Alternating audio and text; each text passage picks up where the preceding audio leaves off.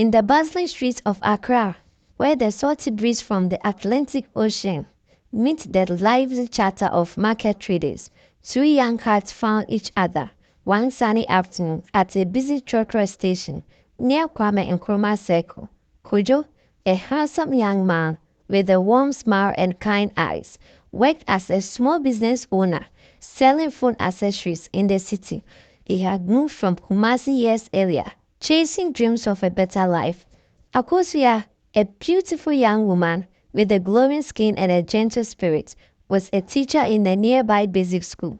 She had grown up in a strict but loving family in Cape Coast before coming to Accra for work. Their eyes met when Kojo helped Akosua pick up the books that had spilled from her bag. After a sudden rush at the station, "Sorry, Sorry, sister," sister. he said softly, handing her the last notebook. She looked up, and something sparked between them, a quiet connection that felt like it had always been there. From that day, their love grew like the mango trees in the villages, strong, sweet, and full of life. They talked for hours on the phone, sharing dreams under the stars at Labadi Beach. Kojo made Akosua laugh with his jokes about Accra traffic, and she made his heart melt with her kind words and homemade wache on weekends. They loved each other deeply, so much that the world around them seemed brighter whenever they were together. But not everyone was happy. Akosua's family, especially her father, Mr. Mensah, did not accept Kojo. "He is He is just a just a small small boy boy. selling things Selling on the things on. street," her father would say during family calls from Cape Coast. "You deserve someone with a big job, someone from a good family we know," her mother and relatives noted in agreement, worried about tradition and stability. They wanted Akosua to marry someone they chose, not this young man from Kumasi. Kojo's parents, however, welcomed Akosua with open arms, and when she visited their mother's home in a quiet part of Accra, "You are like a daughter to us already," his mother would say, serving her hot kenkey and fish. His father patted her shoulder kindly. Their acceptance gave the couple hope. The pressure grew too heavy. One evening, with tears in her eyes but fire in her heart, Akosua packed a small bag and moved in with Kojo in his simple room in Medina, a lively suburb of Accra. "I choose you, Kojo," she whispered as they held each other. "We will face everything together and conquer it with our love." Life was not easy. Kojo's business slowed down, customers were few, and money was tight. Akosua continued teaching, but the daily trotro rides to school left her exhausted.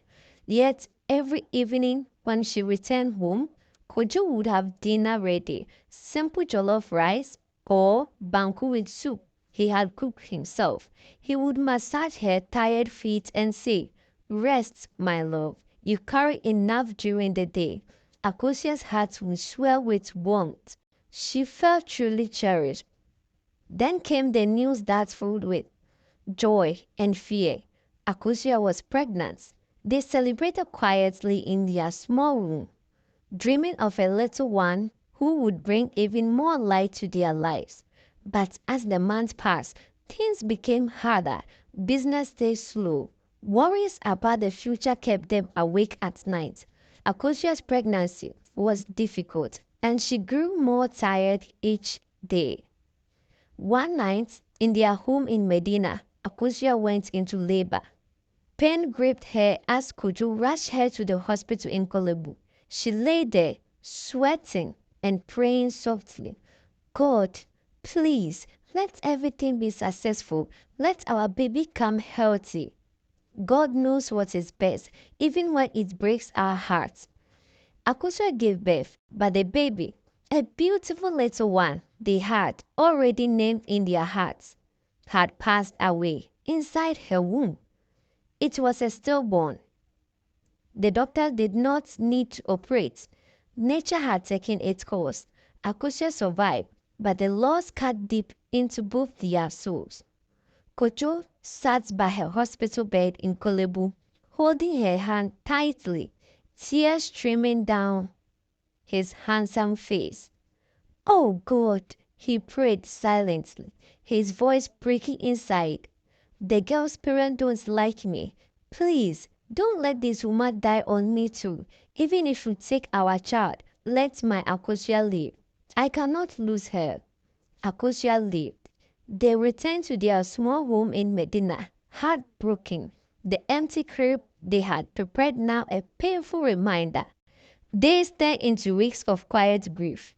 Kojo continued cooking for her, holding her when she cried, and reminding her of their love. One afternoon, Akosua gathered her courage and called her father in Cape Coast. "Daddy," she said, her voice steady but full of emotion. "I love Kojo so much. He takes care of me every day. How many men do you want me to stay with before you accept the one I have chosen? This is the man my heart wants. Please accept us." Her father was silent for a long moment. Before the pregnancy, Akosua had already spoken to him many times with patience and respect, sharing stories of Kojo's kindness. Slowly, Mr. Mensah's heart had begun to soften.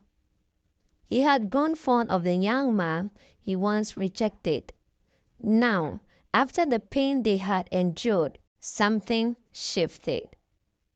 "I see how much you love each other," her father finally said, his voice thick with emotion. "If this is what makes my daughter happy and strong, then I accept him. Bring him to the house. We will do things the proper way." Kojo was overjoyed. With his parents' full support, he traveled with Akosua to Cape Coast. He performed the necessary traditional rites, bringing drinks, money, and gifts as custom demanded. Akosua's family welcomed him warmly this time. Her father even smiled and shook Kojo's hand firmly, saying, "Take good care of my daughter. She chose you with her whole heart." Word spread to the rest of the families. Relatives from Accra, Kumasi, and Cape Coast came together. What was once division turned into unity. Laughter filled the air as they shared meals of fufu and light soup. Happiness was restored between the two families. Years later, Kojo and Akosua stood together in their new home, still deeply in love. Their bond stronger than any storm they had faced. They had conquered the challenges with faith, patience, and unwavering love. And though they carried the memory of their lost child with tender hearts, they knew that true love, when nurtured, could heal and build a beautiful future.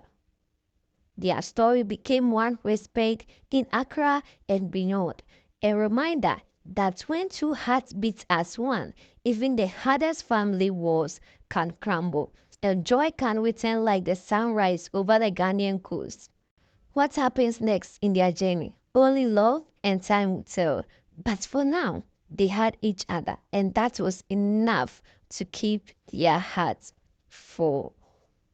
So, lesson from the story: true love, patience, and faith in God can overcome family rejection, hardship, and heartbreak. When hearts stay united and kind, even divided families can come together and find healing. Thank you all for watching. Please like, subscribe.